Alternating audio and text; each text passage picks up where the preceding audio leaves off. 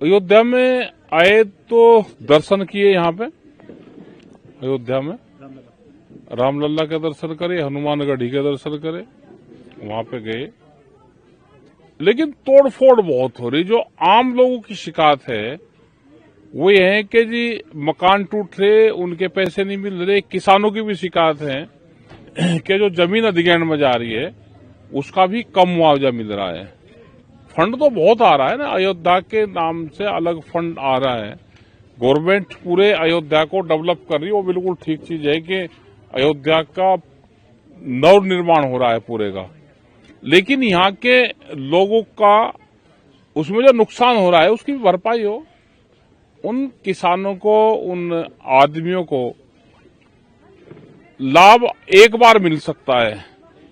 अगर वे घर से बेघर हो गए, जमीन से किसान बेघर हो गया, तो उसको दोबारा कोई लाभ नहीं मिलेगा। निर्माण हो, अयोध्या भव्य बने, लेकिन मुआवजा भी, उचित मुआवजा भी लोगों को मिलता रहे। ये हमारी डिमांड है यहाँ से। दूसरा सवाल है, इंडिया गठबंधन समाजवादी पार्टी अखिलेश यादव का कहना है इंडिया गठबंधन बरकरार है। मुझे याद है कि जब इंडिया गठबंधन बना था तो यह निर्णय लिया गया था कि जहां भी क्षेत्रीय पार्टी मजबूत होगी गठबंधन उन्हें समर्थन देगा।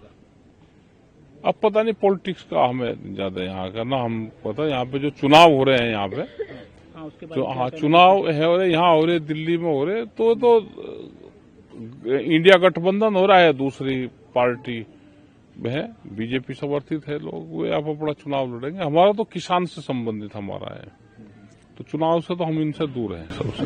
अच्छा, दिल्ली में जो चुनाव हो रहे हैं लगातार वहां पर ईडी का जो छापेमारी हो रही है, उनके ऊपर कार्रवाई हो रही है।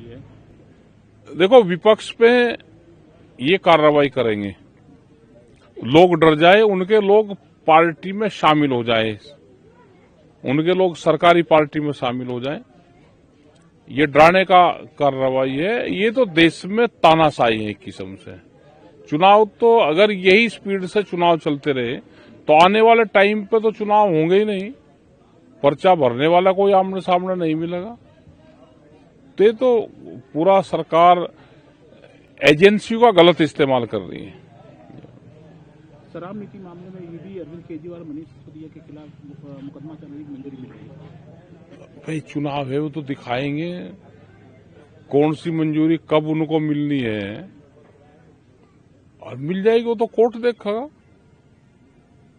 लेकिन जिन लोगों को वोट जिसको देना है उसने अपना तय कर रखा है।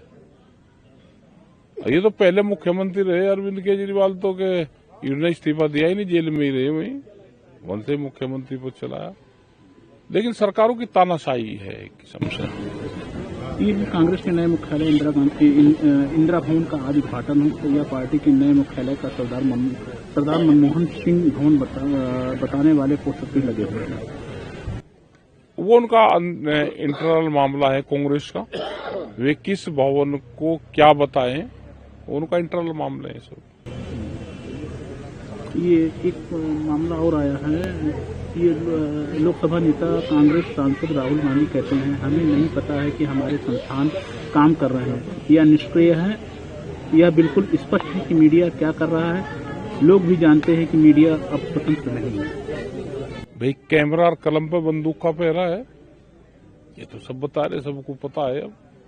और जो उनके संस्थान हैं वे भी हैं कि जो सरकारी संस्थान वो क्या कर रहे हैं वो सब जानते हैं उन चीजों को।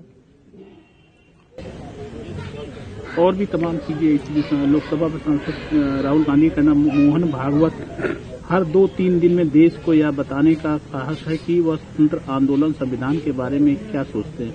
उन्हें कल जो कहा है कि देशद्रोह है कोई, वह बता रहे हैं कि संविधान अमान्य है, अंग्रेज के खिलाफ लड़ाई अमान्य थी। उन्होंने सार्वजनिक रूप से यह बात करने का दुस्साहस किया है। किसी भी अन्य देश में उन्हें गिरफ्तार कर मुकदमा चलाया जाएगा। यह कहना है कि भारत को 1947 में आजादी नहीं मिली है, हर एक भारतीय का अपमान है। अब समय आ गया है कि हम यह बकवास सुनना बंद कर दें कि यह लोग सोचते हैं कि बस रटते रह सकते हैं और चिल्लाते रह सकते हैं। आपस की पॉलिटिक्स है, दोनों एक दूसरे के ऊपर कहते रहेंगे। लेकिन आरएसएस ने बात उठाई है। हाँ, नहीं उठाई तो उनकी बात है, वो तो उठाते रहेंगे। उन्होंने क्या कहा, वे क्या कहें, आरएसएस क्या कह रही, विपक्ष क्या कह रहा, तो आपस में उनकी चलती रहेगी। लेकिन यह कांग्रेस के पास में भी बोलने के लिए ज्यादा लोग नहीं हैं। अकेले राहुल गांधी हैं, उनको अपनी टीम खड़ी करनी चाहिए, ठीक है, और तथ्यों के आधार पर सब अपना के जनता के सामने जाना चाहिए सबको। अच्छा, यहाँ भी अपने यहाँ मिल्कीपुर का जो चुनाव हो रहा है, हाँ, चुनाव है मिल्कीपुर में, जो जिस तरीके से लड़ाई लड़ रही है, एक बीजेपी ने अभी तक कैंडिडेट भी खड़ा कर दिया, उनका नामांकन भी है। उधर समाजवादी पार्टी के नेता जो हैं, मतलब यहाँ के सांसद थे, उनके बेटे अजीत प्रसाद को उतारा गया है। लेकिन किसान के मुद्दे पर जो सांसद है वो अक्सर बात उठाते हैं। अवधेश प्रसाद जी देखो, इसलिए उठा रहे हैं कि किसान की जमीन सबसे ज्यादा यहाँ पर जा रही है। वोट बैंक जो है किसान है।